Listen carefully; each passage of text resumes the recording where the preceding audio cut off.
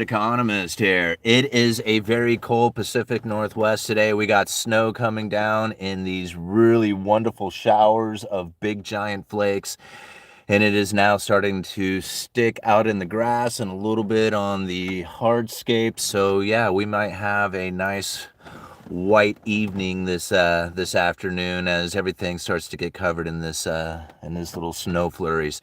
Okay, today we're talking about the marijuana industry. This is something that a lot of people have asked me about over the years, talking about the cannabis stocks that may be out there that has a lot of people excited, or thoughts of this industry getting excited when they think about what it is that marijuana is worth. Like in their minds, when they think about marijuana, they think about, or cannabis or smoking weed or whatever, they think about this industry of like high value. They look at this little bit of this plant and they think about how much it's worth, and then how much that this industry could be valued at going into the future. And a lot of times people get very excited. They get almost like this glamorous impression of what marijuana is. Now, I live in the Pacific Northwest. I live in Oregon. Oregon has never had a criminalized marijuana law. It was always a misdemeanor. And this is something that I think a lot of people misunderstand about the value of weed, because marijuana is very, very prevalent inside of the Pacific Northwest, and especially in Oregon. I mean, it's just like, I don't know, it's just like almost part of our culture up here. And so when I think about how it is that marijuana got value, it was only because it was illegal. It was everywhere. It has no value to it because it's just a worthless plant. Anybody could grow it. Now, I'm going to give you credit to the people who can grow really good weed, like people who know how to, go through the process of developing this plant for the purpose of, consuming later in the future. There's people out there who really know how to do it. But I've also met people who have thrown some seeds behind the shed, forgot about it, and then at the end of the summer went and had some killer weed that was grown. Right? It's a worthless plant. Anybody can do it. And that's the point of it not having any value. See, if you told somebody that you can craft some really good beer, and people said, "Oh man, you're really good at crafting beer," right? Like people all over come to you because you have the best tasting beer that is just wonderful and everybody loves it. And now that brewer, right, can write it down, describe it, put videos out, show everybody exactly how it is that he brews beer. And I guarantee you, if somebody else was to follow that, it would not taste the same. It wouldn't be the same. Every single person who is a brewer is a craftsman in their own who develops that particular beverage. And there are people out there who might do really good at it, but it won't be the same. Okay? And so now this is the difference inside of it. Right? When you have a product that is developed that is really good, it's like it takes an artistic touch to it. That is valuable, right? Not anybody can do that. But if you have a product out here that just about anybody can do, and it's really, really easy, then how does it have any value to it? It doesn't. And that's the case that we are now facing here in the Pacific Northwest, and especially in Oregon, where you have this super high demand, because again, everybody around here is big time consumers, right? And I don't know about big time consumers, but it's very prevalent. And there's a lot of consumers of this particular product, and it is completely oversupplied and worthless. Right? I see the signs when I drive past the dispensary, $50 ounces. I remember paying $50 for an eighth. Like when I was a kid, because it was illegal and it was not very available out there because of the laws that restricted the production of it, the value of it was quite high. With risk comes reward. But once you take the risk away and you make it legal, there is no value to it anymore. It's worthless. It practically pours out onto the ground. Over the last few years, I've done like 4 videos. I put the links down in the description. I may have done more, but I've done like 4 videos talking about this exact thing, describing it this exact way. 4 years, 5 years ago, when people said, should we get into marijuana stocks? I said, absolutely not. Not into a worthless product like weed. What does it do? Like, you can take the medical use of like CBD or something, and then that would be like a different story, right? You can like actually say, hey, no, man, we got a product here that is of medical use, and it's actually a benefit to the people. It's not just for getting high, right? Okay, in that sense, yeah, okay, I could see there would be some value inside of it because it is a pretty powerful medicine in that fashion. But on a percentage basis, on how much is grown for the medicinal use of it and how much is grown for recreational use, recreational is just like, I mean, the medical use is just insignificant, right? It's all grown for recreational use. And so this is how we find that the idea of a worthless dollar or inflation or something impacting everything, not weed. It's gotten cheaper. Weed's only gotten cheaper. Why? Because it's a supply-demand impact. If you look at the oversupply versus the high demand, you're going to find that the oversupply overwhelms the high demand, and the product itself is not valued at anything. In fact, it comes down to it that unless you're processing it, I don't know if there's any way that you could actually make money on weed. The processing of it down into hash or something, or into a consumable like edible item like that, maybe there's some value inside of it that for that industry people would desire to have, the product at the end of the result, and then need to pay somebody to do that.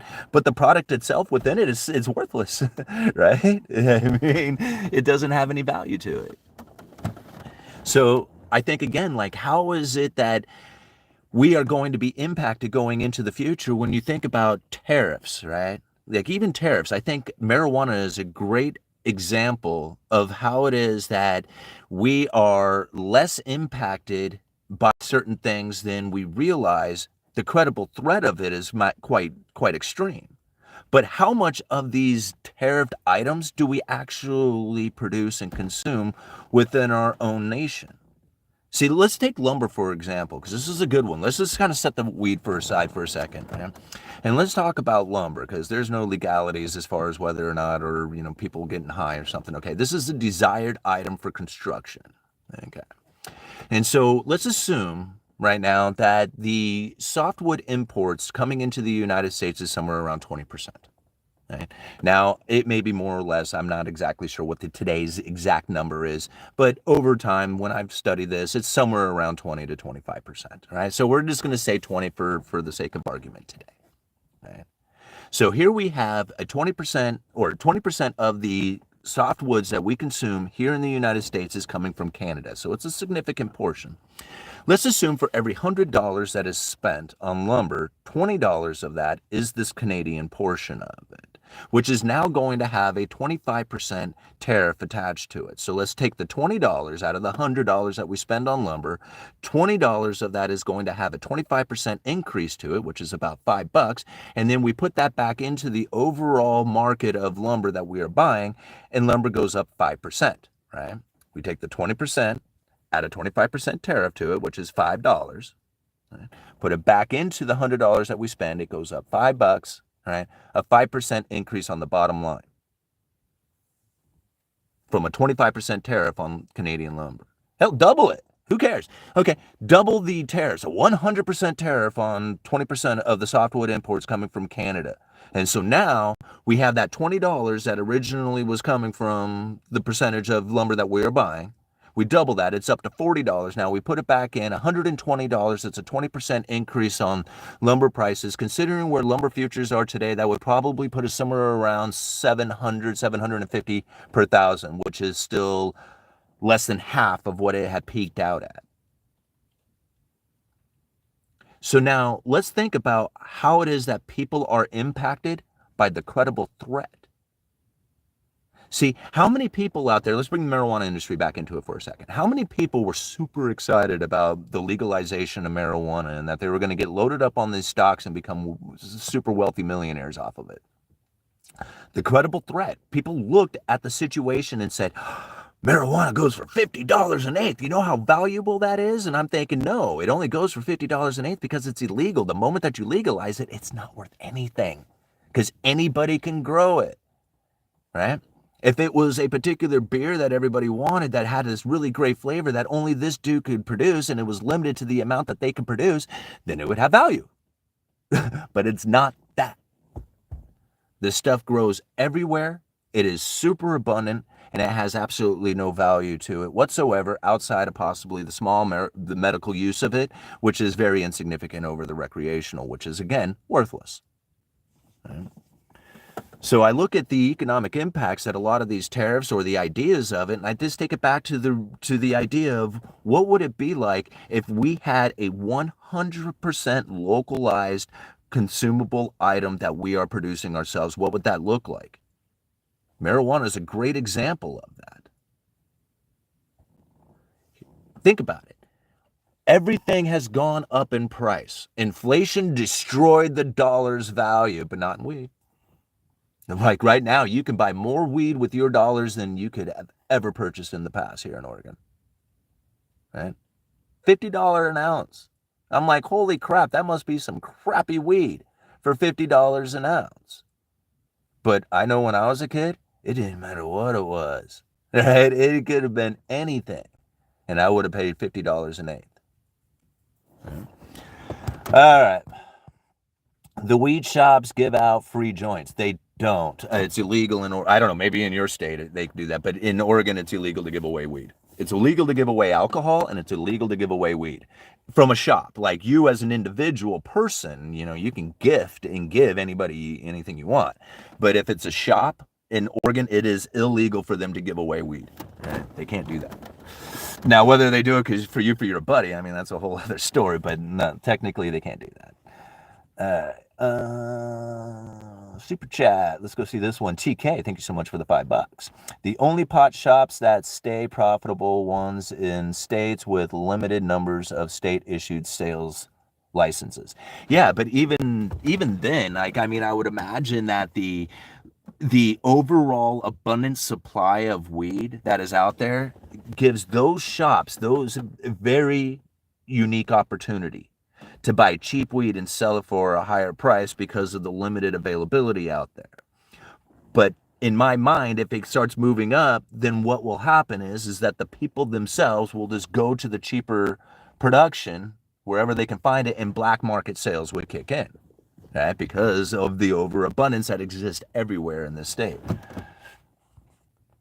Like you can't, like, just because it's like there's only a limited amount of shops doesn't mean that it doesn't exist in that area. Like the shop is not the only place that can provide weed.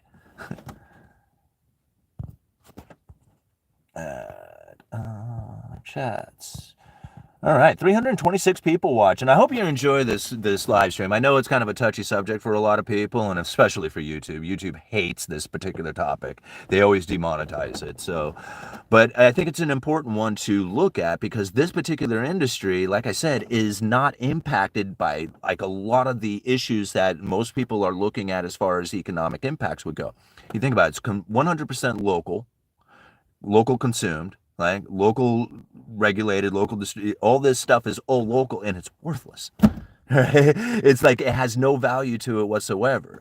So the moment that you start incorporating other people into it, like, if you were to start saying, hey, there's another state that's involved, well, now you got their regulations, their permittings, their transportation issues, whatever comes from it, starts incorporating cost into the product itself. Hey. Some packages? Oh, yeah. Why don't you come in? How about on the other side? I forgot we have mail call for you guys, and Freddie has been wanting to do the mail call video, so we've saved up some mail here for us to do. Right on, this is a nice little break. It's snowing so much out there. It is snowing so much out there. All right, so cool. Should we do the one from Ganther? Yeah, Ganther. So we remember Ganther, right? Yeah. They send us a package every year. Some of this stuff is kind of left over from Christmas. Well, 3 of them are. Well, no, this one is. A few of them are from just recently. Anyway. Sure, nothing fell out. All right. Another card. Whoa. Uh-oh. Oh, wow. Thank you so much. Oh, my gosh. Thank you. These guys are always so cool. Yeah. Every year. Glory to God in the highest, and on earth peace God will goodwill turn toward men. I cannot talk apparently. That's okay. We all go through that sometimes. You didn't warm up. Right on. Well, thank you so much, guys. You know what else is in here? He sent us a silver coin, too. Yeah, 1 ounce. Isn't that cool? These guys have always been so nice. Every year they have sent us a letter and a Christmas card. And, man, that is so awesome. Thank you so much. What should we do? Want to go bowling? What? Should we go bowling later? Man, that is really cool. Thank you so much, guys. All right. Ganther, what is it? Construction and Architecture. Check out the coin. Yeah. The next one is from Thrift Books. All right, so this is an anonymous one? Yeah, it looks like it's I mean, it just says manager. yeah, so Thrift Books. Well, I'm very good at opening packages.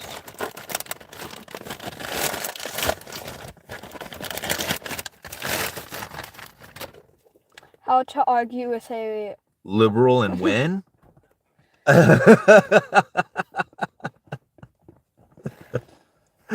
many chapters are in this thing? 67. What an interesting book to read. All right. That's funny. There's 76 chapters. 70, yeah? All right, well, maybe we'll take a look at that later here. That's how to argue with a liberal and win. That's pretty good. That's funny. All right, so let's not show the address because this is a private one. Yep. But let's go, let's see, let's go with the first name. Thank you, Scott. Let's say Scott from Texas, all right? So thank you, Scott from Texas, who had sent us this package.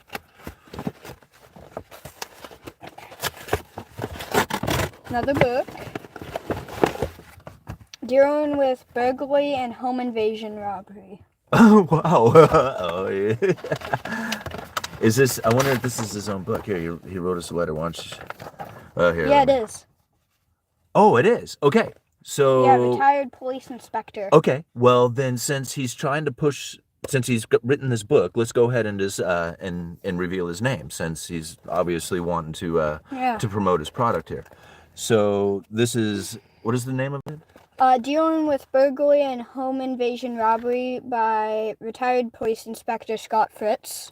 All right. So it says, "Dear Mr. Carone, I hope this message finds you well. My name is Scott Fritz, and after more than 30 years in law enforcement, primarily serving one of the wealthiest communities in the United States, I've written a book aimed to empowering individuals and families to take charge of their personal safety and home security. Throughout my career, I witnessed firsthand how criminals targeted victims around their homes, and I've seen the devastating impact these crimes can have. In my book, Dealing with Burglary and Home Invasion Robbery, available on Amazon, I draw one real-life case and professional expertise to help readers understand how and why criminals choose their targets, recognize patterns of behavior to identify potential thefts, implement layered security strategies to make their homes less appealing to criminals, navigate critical incidences by communicating effectively with law enforcement and avoiding conflict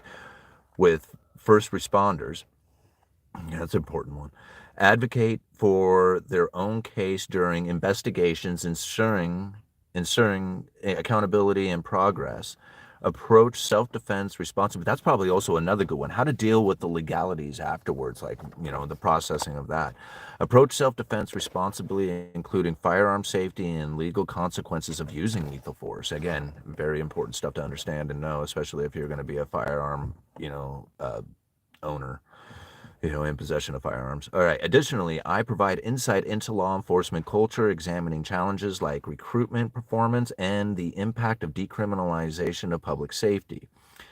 My goal is to give readers practical tools and strategies to take an active role in their safety and security. To amplify this message, I am eager to collaborate with relatable social media influencers who share a passion for safety, security, and empowerment. Whether your focus is personal safety, home security, self-defense, and community well-being, I believe our shared mission could make a significant impact on your audience. There we go. I've included a copy of my book and hope you find the distilled experience of my career a worthwhile read. If you are interested in sharing my book with your audience, I would be incredibly grateful for your support. Thank you for considering this opportunity to collaborate. With gratitude, Scott Fritz. Thank you so much, sir. I really appreciate that. Now, there's a copy of the book right there for you guys to go ahead and take a screenshot of.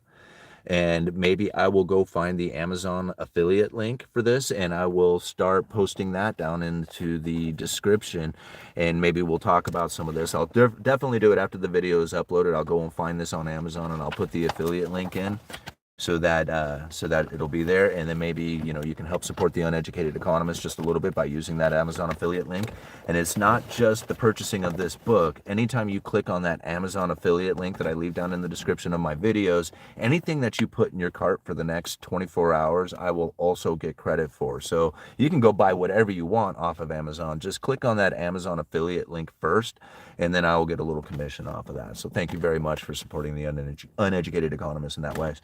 Right on, man. Thanks for bringing this out. Yeah. And I'm hope we get some more mail here in the future that we can do these mail calls because they're a lot of fun. You want to take that back in the house for me? Yeah. Here, take this too. Yep.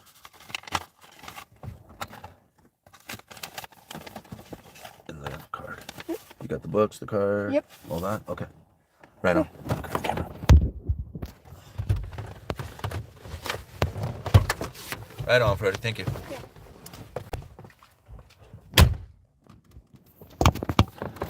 All right. That was really cool. Yeah, I got the mail, but I kept wanting to do the mail call video with Freddie, and it was just not working out because I do my videos at lunch and stuff. And so he was just like, hey, I'm going to bring this out. I'm glad he did. All righty, guys. So back to it here. Let's get back to work. We got another super chat from Mr. Lumberjack Landlord. Thank you so much for that. Hi, Freddie. Who's your favorite baseball player? Oh, shoot. Who is his favorite baseball player right now? I should ask. Okay, the worst corporation in the U.S. government and the Democratic Party. See, I just don't give it that sort of meaning. I just don't. Like, even this whole idea of arguing with the liberal and learn how to win. I don't know. What would be the point of arguing? Like, I don't argue. I don't argue with people. I have my beliefs. They have their beliefs, and, I don't argue with them. I'm not trying to change anybody's mind, right? They have their beliefs. That's it, right? I share my ideas. If people want to know a little bit more about them, I'll give it more in detail, right? But trying to change somebody's mind on what it is that needs to be done out there, that isn't going to work. You can only live your life the way that you feel that it should be done, right? And live by experience, or live by,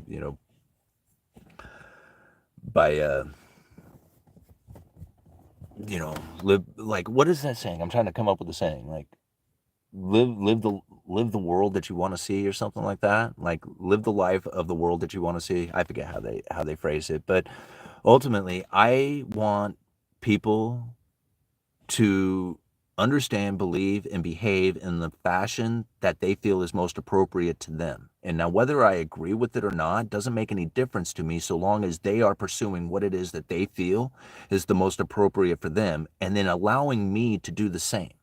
Not in the same fashion that they're doing, but allow me to also pursue what it is that I feel is the most appropriate for me and mine. And a lot of times, these two don't jive together. But if we have enough respect for each other to say, yes, I understand that this is the way that you want to do it, but this is the way I want to do it. And we can't argue about this, right? I mean, I can't tell you, hey, you have to do it my way. That's a very egotistical way of looking at things. And it's also going to be very damaging because it increases your desires, and desires is where you find pain. So it's like understanding that the whole even idea, like within the title, and I'm not trying to discredit, the book or anything like that. It's probably an excellent book, and I'm going to look at it at least some. But just the idea of just arguing with people, like, I mean, I don't want to argue with people. Like, that's not what I want to do, And in my opinion, the financial services will inflate. It is the best option, and they will always close what is best for banks.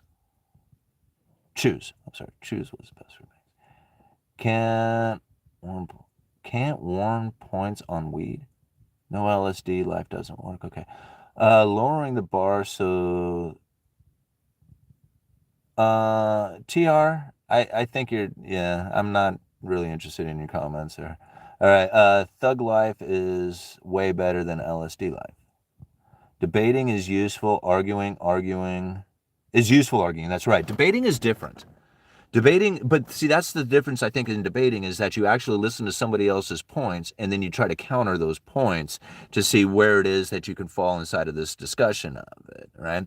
And now I like debating because a lot of times in debating, what I end up doing is I can argue the point that they are trying to make, right? They're trying to make this point and they're arguing, they're saying, hey, this is the difference inside of what we're thinking. To be able to use their own, like, ideas, tell it better than they can, and then disassemble it, right? That's how I debate. And so it's not even an arguing. Like I actually agree with them, right? I was like, hey man, yeah, I agree. Boom, boom, boom, boom, boom. And I give all the points on the agreement, all the points that they were going to give. Then I say I'm even better than they could, right?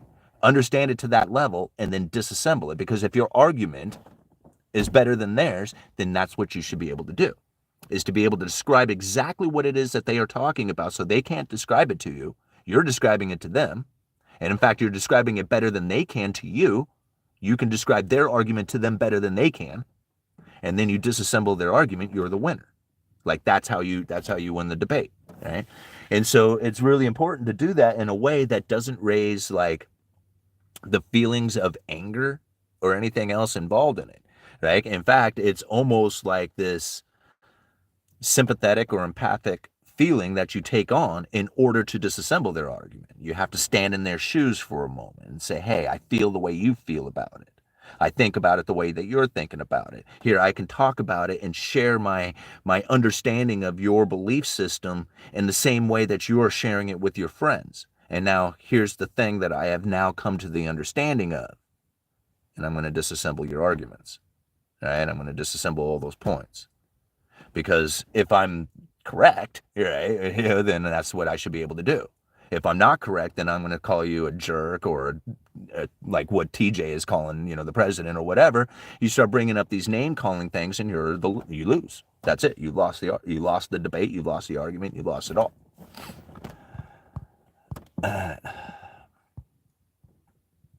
Obama is the worst. I'm not. I didn't realize that was TR. I'm moving on. All right. Alan, $2,700. I don't know what that was for. All right. No channel. Just hit the PR at Run Club. We'll start posting soon, though. Still cooking. You guys are talking there. Okay. Desires don't produce pain. They do. It's the action from the desires. See what they do, not what they say. We should apply it to the Fed. Desires do. Anything that you desire in life is will result in a painful experience, right? That's where it's where all pain comes from. It's from the desire. Right? I desire money. I don't have it. It feels painful. Right? And everything is like that. And so the moment that you stop desiring and you just start feeling as if you have it, it's all abundant. It's all around you. It's the moment that you feel lacking. And that's where desire comes in. I don't have, right? I desire this in my life. And the moment that you start saying that stuff, you are admitting that you are limited, right? Your subconscious is saying, yeah, there's all these excuses out there, or your ego says all these excuses out there for why you're limited, why you have this desire. And there are all these excuses and expectations of people out there who keep you from actually achieving the level of acquiring things that you want, or whatever it is, even blaming the Federal Reserve or whatever is going on out there, the government, the banks. Right? All that stuff is the reason why it's deteriorated. The moment that you relinquish the desire, say, I don't need it anymore. I don't have the desire. Right? It's just there. It's there if I want it or not. Right? And once you have that sort of mindset to it, everything becomes available. And it's the weirdest thing. Most people find that is almost like some obscure way of thinking. But think about something that you have in abundance in your life. Do you really think about every day? Yeah. I mean, just pick out anything that you have like all the abundance in the world of, and it means almost nothing to you. And you don't think every day about how it is that you have this in your life. You don't think about it every day. The person who doesn't have it in their life, who wants it, thinks about it all the time. And then they think about things in their life on how come it is that they don't have it. In your mind, you're like, I don't even like, that isn't even a concept. It's just there all the time. Everybody has these things going on in their life. There's something that they desire, and there's something that they're completely abundant on, and they have no idea that they are sitting in that position of mass abundance of it while other people feeling the lacking of it. And to you, it's just everywhere. It's a constant. Right? And the point is to feel that way about everything, right? Is to feel that way about everything. Just have the feeling like, here's the idea. Some people here's a good way, because somebody described it with a lottery ticket one time, and I thought it was a good way of doing it. The feeling of having something already is the energy that would then bring it into your life. It would start creating the synchronicities. Everything carries a vibration. If you feel the vibration on the inside, or you're generating the vibration on the inside, those things that are vibrating on that signal will also come to you. Money has a vibration, connections have a vibration, right? Everything has this going on. And I know this sounds like hippie stuff, but it's the reality of the situation, is that if you feel it, the universe has no other choice but to bring it to you, because that's how the vibrations work. Right? You ever wonder why it is that certain groups of people hang out together, they all have the same vibe together? It's because that vibration has brought these people together, and they continue to work in that same energy field. And so to understand that everything has this energy and this vibration to it, and that all you have to do is just align yourself with the vibration of what it is that you want in your world, right? In your universe. If you are putting out, I'm a lacking, right? That's a vibration within itself that then repels what it is that you are wanting, right? So the point is not to want it, but to feel it. And the feel that energy will then bring everything from the universe into your world. Here's a good example of it. I had this idea that I want to be on stage. I don't know for what, right? Sharing my ideas, entertaining, doing something like being on stage. I love the idea of it, to be able to take somebody away from the position that they are in for just a moment, right? Get them out of their world, their life, their work, their family, right? And entertain them for just a minute so they can get away and relax and have fun and enjoy, or feel sad, or whatever it is that I'm trying to do at the time while I'm up there on stage, is the most rewarding feeling that I have. I don't know why. It feels great to me. I love that energy. I don't know how it is that I'm offered these, go down and speak, go to the Silver Symposium, meet G. Edward Griffin, go hang out with George Gammon, go do this play, get up and do bingo, do this live stream. All this stuff starts putting me on stage. I don't even know how I got here. I'm like, okay. I wanted to be on stage. I kind of saw myself in stage, right? Kind of felt the energy of being on stage. Like, I'm a type of person who does this, took the opportunity every time I see it. Being on stage seems easy. Like, it seems abundant. I'm on stage, or I'm going to be on stage here in just a few hours. I'm going to go and call bingo here in a little bit. I'm doing a live stream right now. Like, I'm on stage all the time. I don't even realize, how did I do this? I didn't even mean to, right? People out there says, man, I so want to do this. I would so want to be on stage. And I'm thinking, you're carrying the energy of lacking, where I'm carrying the energy of abundance. When it comes to being on stage, I have no lacking. Like, there is nothing but abundance of stage time for me, right? In fact, it's almost too much.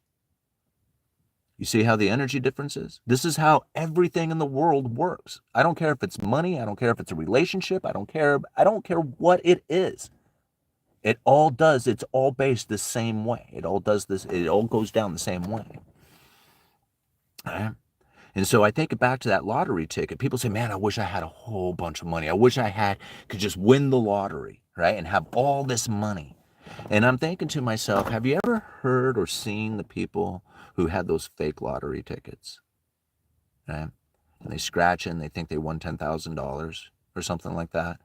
And they really, really feel like they won $10,000, right? Like all of a sudden they have it in their possession. They feel it. They know it deep down inside, right? It's an energy that is now within them that they are, man, I got this 10 grand. I am so pumped up. I'm so excited. Amazing feeling. And then all of a sudden, boom. Oh, it was a joke, right? But the feeling was generated within you, right? The ticket was the object, right? Yeah, but you generated the feeling. It wasn't reality. There was no time in anywhere in there that you actually won $10,000. But the feeling that you had inside of having $10,000 was definitely created by you. Carrying that energy of having it will then start to align the universe into you having it. It will come in the most obscure ways that you did not think it was going to be. The ego wants you to have it in a particular way. Right? The ego says, hey, it needs to go down just like 1, 2, 3, 4. Right? And then on the fourth one, I got it. And if in step 1 doesn't happen, then the whole system won't work. Right? That's the ego limiting you from actually acquiring the things that you want in your life.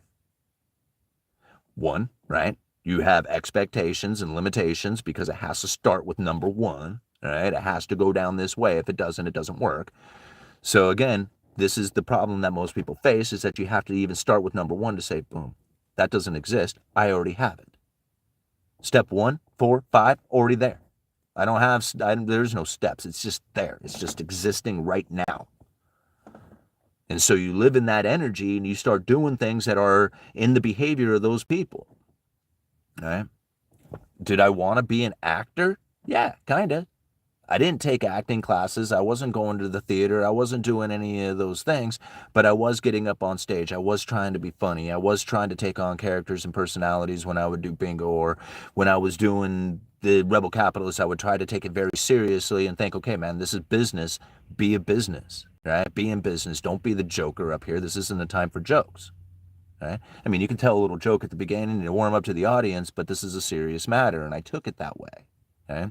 And any time that it was presented to me, hey, man, you're about ready to go in front of a bunch of people, who are you right now? Right? Because I can be Simon at any given time. Like, we can go hang out and be Simon, but when I'm on stage, there's a presence there that you have to be. You have to be serious. You have to be the joker. You have to be the comedian. You have to be the actor. You have to be serious, whatever it is. Okay? And then understanding that that is all within me. I can bring that out at any time I want. And then the stage gets presented. Hey, you want an opportunity? Yes, I do. I will not deny the opportunity. Sounds scary. Sounds like it's too much. It's probably overwhelming. Yep, you bet. Unfamiliar territory? You bet. That's where the magic is found. Let's go. All right. Next thing I know, I'm standing in a group of elite performers. Like, these people have been in this game for a long time. These are individuals that I am working with right now who are like literally the best in this area at what they are doing. It's like I have joined in on a group of the best. And now I am making networking connections for things that are not having to do with the play.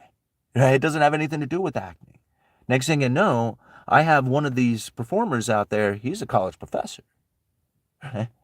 And so now here I'm working with him and showing him some of my credible threat theories and stuff like that. And I got this connection going that has nothing to do with the theater at all. Has everything to do with what I was doing personally. And I never would have met him if it wasn't for this connection, from going through the theater. Right? See how the universe is lining this up? I didn't do it. Like, I didn't say, oh man, I want to go to the place so I can meet that guy and talk to him about my economic theory, and then, start pursuing possible, whatever courses or books or whatever it is that I need to write. He's giving me ideas.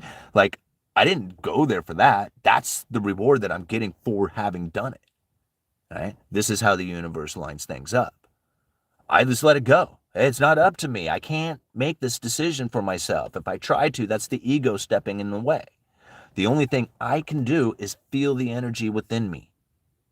Put that energy out there to the world and let the world line it up to me. And that's the way it's working. Every time I try to force it, it fails. I can't force this thing into existence. It doesn't work like that. Never have I been able to. In fact, when I try to, it doesn't work out very well. And it usually ends up being very disappointing to me. So just let it all go.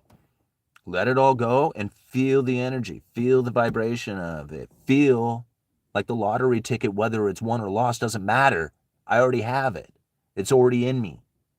It's just waiting, and not even waiting, knowing that it's just a matter of time before it comes to me.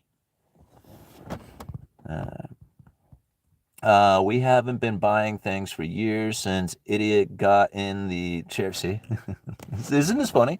See how the name calling immediately, it actually lowers the ability to acquire the things that you need in your life by actually using the term, right? The idiot, it's his fault, their problem. That's the excuse. And I'm not trying to give you a hard time, Janet. Right? I'm not trying to give you a hard time, because this is exactly what I do on my, I do the same thing. And I try to recognize it when it's happening. A lot of times it's after the fact, right? But I try to recognize when it's happening so that I can deal with the situation at the moment. But the idea that it's somebody else's problem, it was their fault, right? Instead, what it should be is like, man, that is a screwed up thing. I need to figure out how to internalize this so I can make the best decision for myself. Because whether they're an idiot or not doesn't make any difference.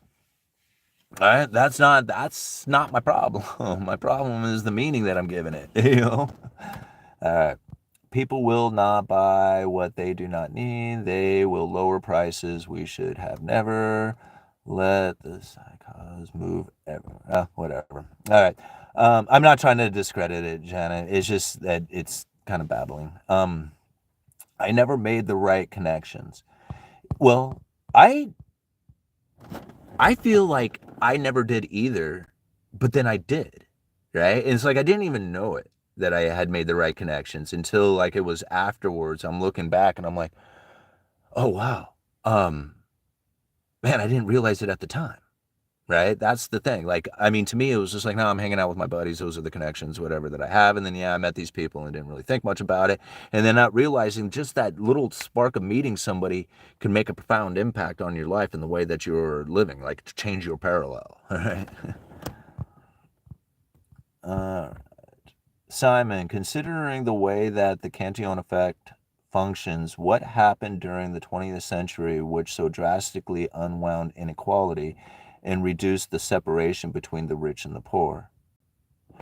Well, I mean, you think about it, like, here we are in a situation in which that people were, like, the poorest people in the world were moving to this nation, right? Didn't they, like, wasn't there a sign, something about, like, send us your weak and you're poor and you're, crippled or whatever? I can't remember what it was. I'm not trying to be mean, but there was a moment here they were basically telling the world to say, hey, man, send all the poor people here. Right? Because now there's opportunity. If you have a very low standard of living, then you have all the opportunity in the world to raise your standard of living. If you're going into what is appearing to be the Industrial Revolution, where we're producing really good products and pushing them out there to the rest of the world, what's going to end up happening, right? You're going to end up with people who didn't have money having money for the first time. And that's going to increase the standard of living. It's going to lower the inequality, right? So you had a bunch of poor people and you had people who were starting to figure it out. And they were like, hey, if we had a bunch of people here doing the work, we can actually raise the standard of living, but we have to have them here to do the work. So they all came in, did the work, raised the standard of living, and then it moved past, right? The Cantillon effect raised the standard of living. Then next thing you know, that standard of living can no longer compete with the other people out there in the world, and the inequality started to increase again. Right? It's a cyclical thing.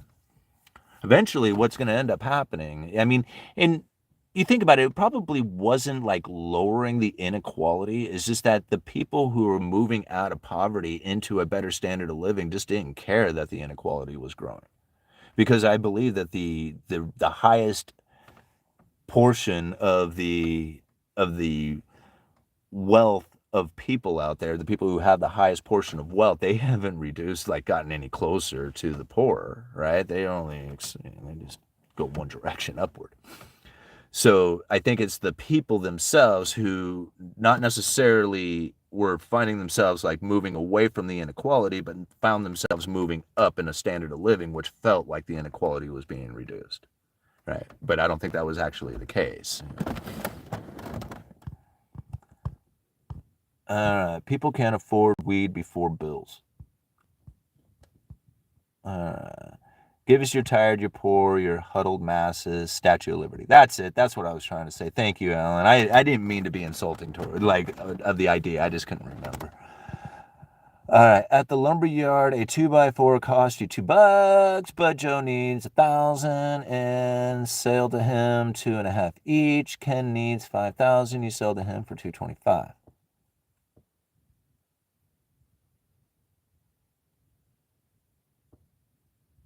Uh-huh. All right. Code 4 bath salts. Then debt to China is erased. No.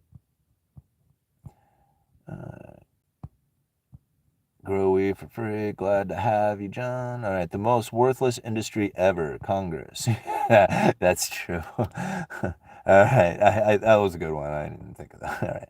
During the money handouts, weed was making a killing. No, it wasn't. I mean, yeah, people went out there and bought a bunch of weed, but even during that time, I was putting out videos talking about how this is going to be a decimated industry. It's a worthless product. The product doesn't have any value to it. If it had value to it, then I would say, okay, man, then we got something here, but it doesn't. The only value it has to it is getting high. That has no value. I mean, even to a lesser extent, you can consider beer has some value because at least you can get some calories out of it, right? I mean, there's at least some sort of value inside of it, but it's more about the limitation of the decent beer, right? I mean, you can grow as much weed as you want. Like you're not legally can, but the production of weed is super easy. There is nothing to it. It doesn't take a bunch, right? It takes dirt and water, and that's it, right? So growing good weed and growing quantity and stuff like that, yeah, there's a lot to it, but it's a pretty simple process, really. There's nothing to it. So there's no value. That's the problem with it. If it had value, hemp might have value, but that's not what this industry is about, right? This industry is about recreational use, period. And the recreational use has no value. And it's obvious. It was obvious to me since I was a kid. I mean, as a kid, I said, man, this shit is everywhere. The only reason why it's as expensive as it is because it's illegal. You can't have it. You're not supposed to have it, right? They'll confiscate it from you. They'll take it from you, give you a $600 ticket. If you have less than an ounce and it's not packaged for redistribution, it was a $600 misdemeanor ticket. Nobody went to jail. Nobody lost their livelihood. None of that stuff happened. You got a ticket that confiscated your weed and you went on your way. That was Oregon for the longest time. My entire life, that's the way it was. It was decriminalized my entire life. And so I knew it. I've always known it. Weed is worthless. It's pointless. The only thing that gave it value was the fact that it was illegal.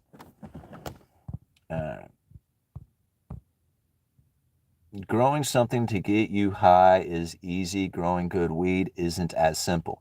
That's right. I agree. And that's why you can find $50 ounce or $50 eighths out there still at the dispensary. Is because there is high quality weed that is worth something, right?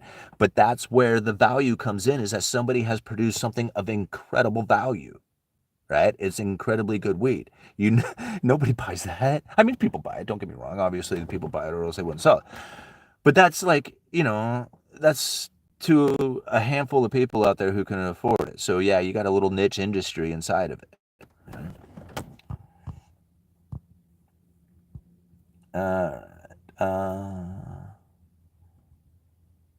It's only worth anything till you get it. I'm so happy I quit that stuff. Well, good for you, Julio. Smoke some sativa and you will be cleaning the house for 2 hours straight. Tom Flo. Yeah. Right. And that's funny because a lot of people don't realize, yeah, I mean, people who aren't familiar with the marijuana product, stuff that's out there, there is definitely different types of weed for different purposes. There's some that, knock you out, make you feel like, hey man, I don't want to do anything. I just want to sit on the couch and, watch TV or play video games or something like that. There's other weeds out there that are very, very energetic, gives you creativity and, get you like wanting active, be active and go out there and do things and whatever. I'm trying to stop weed. Well, good for you, Del Crypto. Here's the thing. Weed, this is,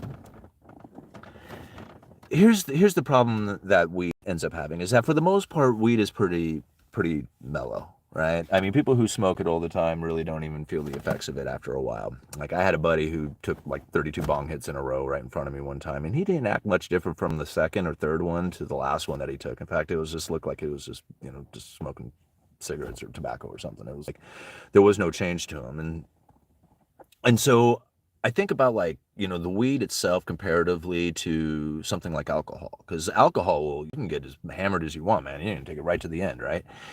So, weed doesn't really have that same effect on people. Now, an individual who doesn't consume it very often can get really annihilated off of weed, right? It can really knock them out.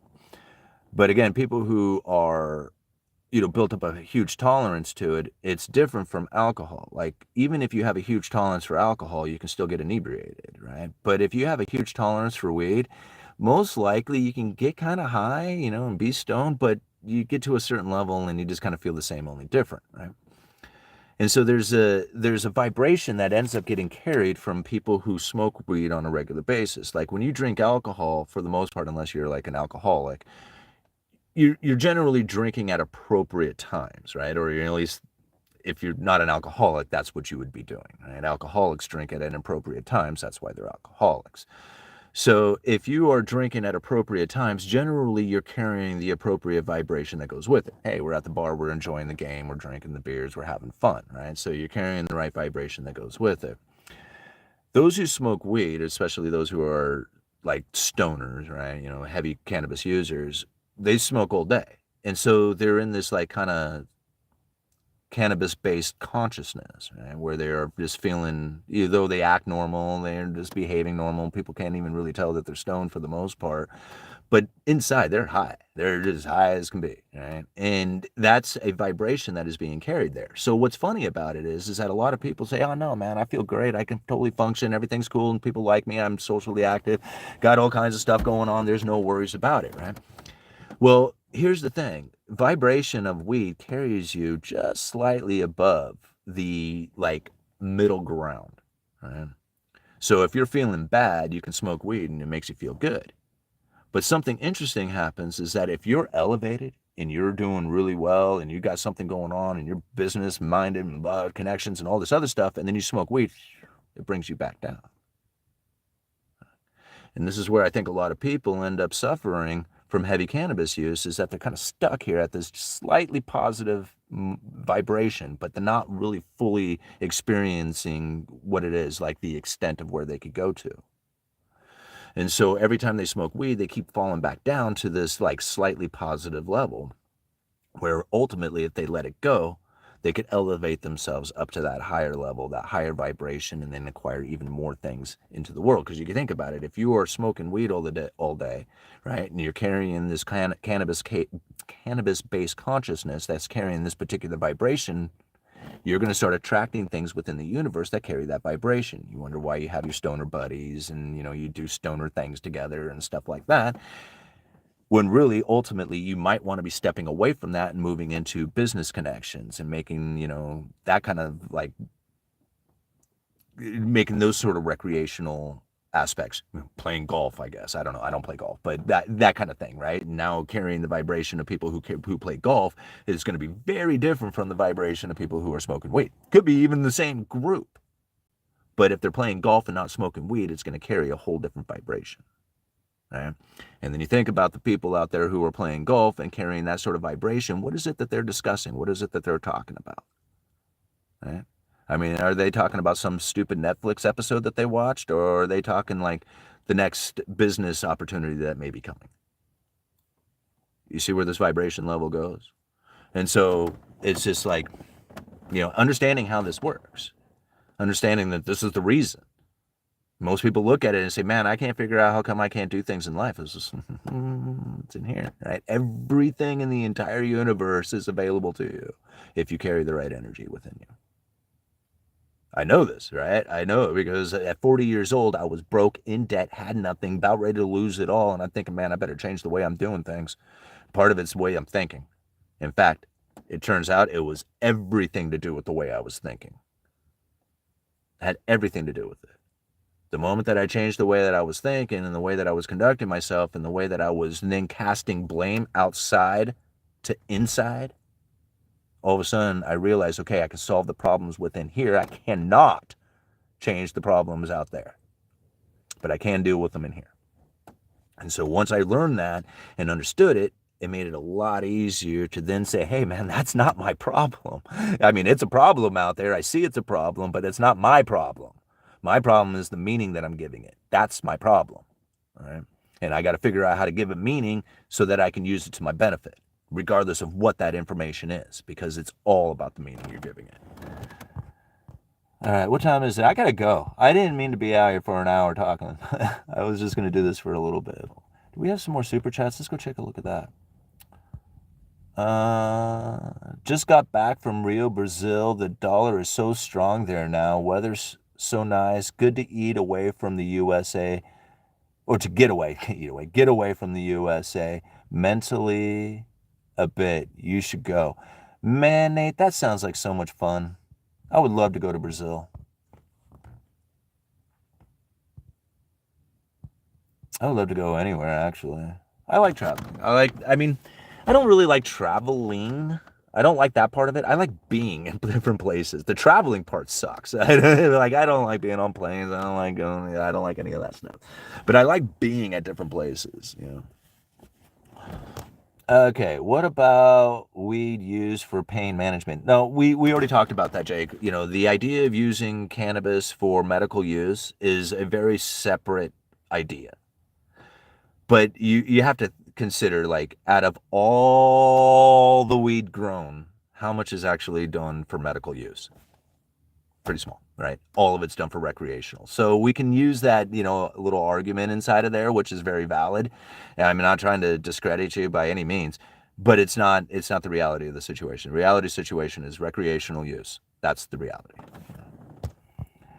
Weed made me think J.P. Morgan was a time traveler. This has been a fun chat. Yeah, it has. I haven't been able to read through them, but some of the comments here I can see where it would be a lot of fun. Love the streams, UE. Well, thank you, Eli. I really appreciate that. You know, these are the, you know, I mean, these streams are easy for me because I'm just coming out here and just being honest. I don't have to make anything up. I don't have to cover my ass on anything. Whatever it is that I'm saying, this is the truth and honest, the way I feel about it. So it makes it very easy for me to just come out here and just flow through these things.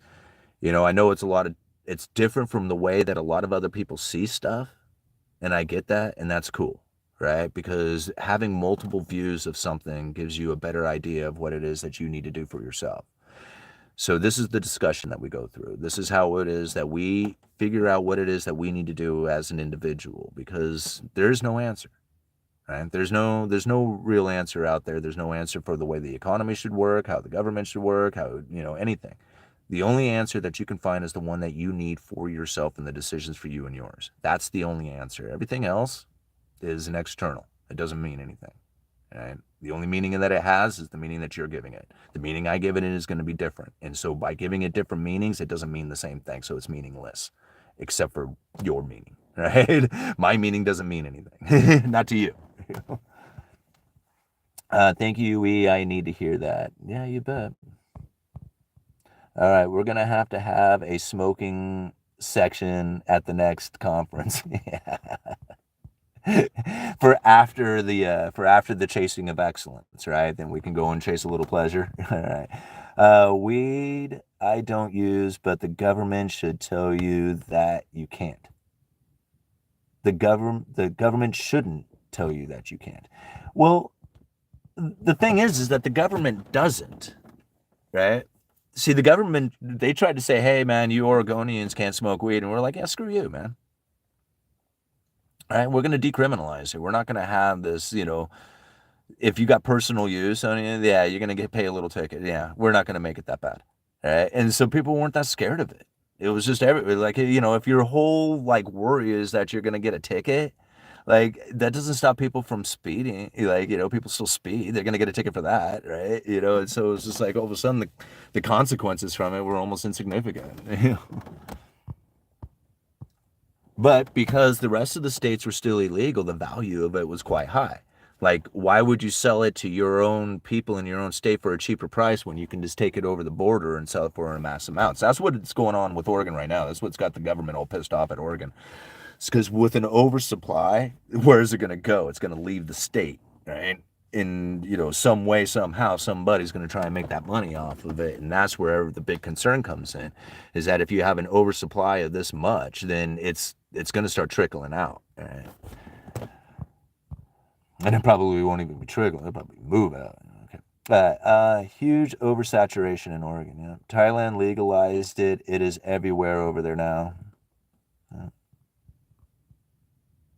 Mafia is in power. See, that's the thing. Like, soon as you take away the legality part of it, the mafia disappears. Right? There is no mafia in weed now. I mean, there probably is in. I'm not saying there is none in Oregon. Right? The mafia is growing it here. Like the illegal activity, the organized crime is using Oregon as a cover to grow so that they can get it out of the state into another location. So they're using Oregon as the ability to manufacture because of the laws being so lenient here and people just not giving a care. So they grow it here, but then they don't even want it here. They want it over there where it's more valuable. All right. That is why everybody is talking weed. Our city is overrun with pot shops, which leads me to believe that many are just front for money laundering. All right. Doing any members only live streams anytime soon? Seems like it's been a while. Yeah, it has been a while because I haven't found anything really good to cover because the Federal Reserve is not really relinquishing any good speeches lately. So I don't want to just cover something that's going to be some boring topic that nobody really wants to talk about. This channel has really geared towards the monetary policy, and the things that the Federal Reserve is talking about, the monetary policy has really gone very, very quiet. Like, they are not really out there like expressing the monetary policy and their thoughts about it. There is going to become at some point here soon, and I don't know how far out, right? But there will come a moment in which that the monetary policy is going to change. Right? It is going to change. We're going, and I don't know how, I don't know to what level, I don't know to what extent, I don't, none of that stuff. I have no idea. But the statement on long run economic projections and strategies, there will be a new statement issued soon. Now, whether it happens in the next couple of months or 6 months or whatever, I don't know. Once that change has happened, there will be I'm assuming a fairly decent or profound understanding difference from what we are experiencing today to what is going to be taking place in the future. Since most people don't know what it is that's happening with monetary policy today, but it's complete assumptions, the shift into the new monetary policy will probably be very vague in the mainstream media, but it's probably going to be pretty profound for those of us who understand. Right. And now I'm not trying to say, hey, we got this some higher, understanding level that everybody else is an idiot. No, I'm not trying to say that at all. Right. But there is a monetary policy that is being used right now that is not clarified through the mainstream media. And if they did, it wouldn't work. The credible threat theory is very much at play right now. Right? And so to understand that the Federal Reserve had communicated in the past and is going for average inflation targeting, which means that they may have monetary policy set with an inflation rate that is moderately above 2% for some time, that might change. That might, fall to, hey, we don't want it above 2% anymore, right? I mean, we don't know what that change will be like, but when it does happen, we will be discussing it. Up until then, I'm not sure what else that I could go back over some of the old information, but I don't know if that's necessarily, going to be any kind of benefit to what we have going on right now. That old information was good to understand, so it's there, it's available to go and review. But what we're looking for is new changes to the monetary policy, which I feel is coming, but yet not really discussed yet within the Fed or anything else, right? I think they're developing these ideas. They can't come out and share what these ideas are ahead of time, because the market would start incorporating that into their strategies. So the Federal Reserve is going to be very quiet about how this strategy change is going to take place. Again, I'm not trying to make up excuses. I'm just saying this is the reason why we're not finding a lot of information coming out right now, and why I haven't been doing a lot of members-only live streams.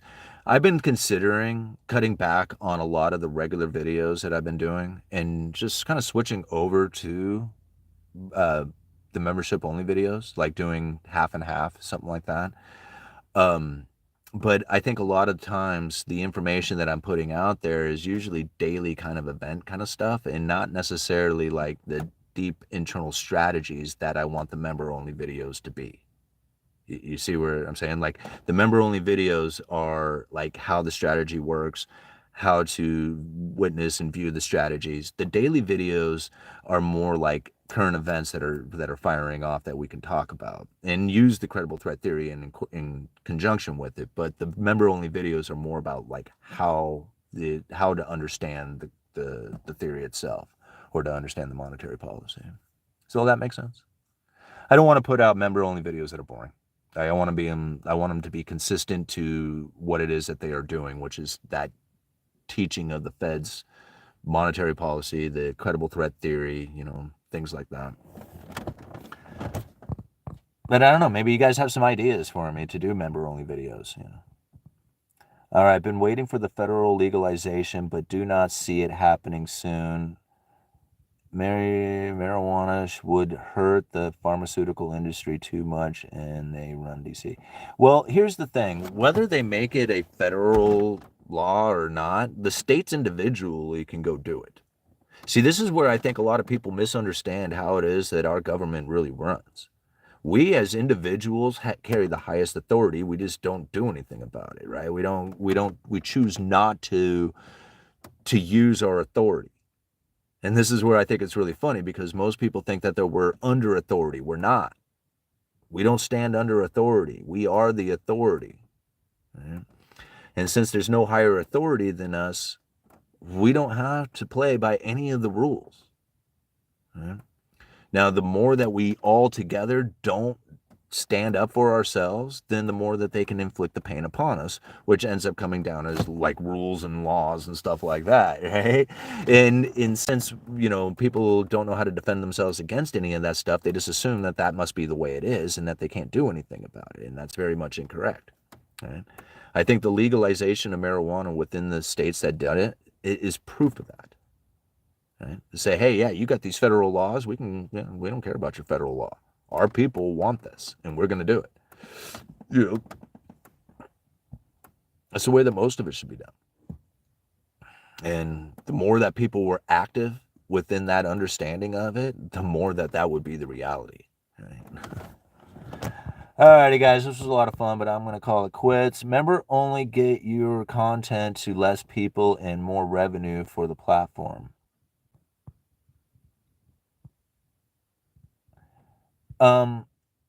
Well, I don't know if it could get more revenue for the platform. If I did member-only video, like with the amount, I have like, what, maybe 600 650, 700 members to the channel right now. If I have it for $1 a month. All right. I mean, that's not very much money. I didn't develop it so that I can make a bunch of money. Like, if I wanted to make money, I would have made it like, $10 or something like that, 50 bucks.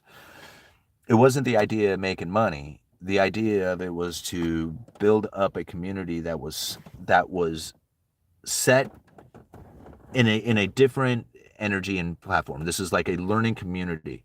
It was one that we were going to try and develop as far as like giving a better understanding to how the monetary policy worked. A lot of times within the mainstream videos that I do, I'm going to call it mainstream, like the non-member only ones, right? In those ones, they get overwhelmed in the comment section with just, right? Which is great. I mean, don't get me wrong. I love all the comments, and I mean, I'm glad they're there, and I'm glad everybody is commenting. So I don't have anything negative against that at all.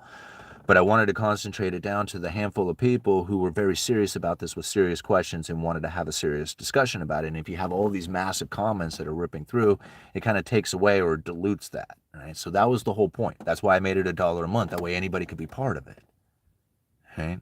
Like if I wanted to really separate the people, like I wasn't trying to separate anybody. I just wanted to concentrate it down to that particular group. And that's why I did it that way. So the idea doing it for money wasn't really the point. It was in my mind that if I had 10,000 members to the channel, then I wouldn't have to worry about monetization or anything else. Like I could just be completely free and independent of all that stuff, doing whatever the hell I wanted without thinking about ad revenue or sponsorships or anything else like that. Having the channel 100% sponsored by the member only videos or by the membership is just like, that's a dream of mine, right? To think, man, that would be a very cool position to have, you know, as far as that going. It didn't seem like that was going to be the direction. Like the more I did it, there was a great community that came up from it, but it didn't feel like then this is going to be like the ticket, right? The ticket to quitting my job or something of that nature, to have this steady 10,000 members to the channel sending me $1 a month. Although that was kind of like the idea when I first started it, I realized it's probably not going to end up working out that way. And if I'm pushing for that, it's probably not going to work anyhow, right?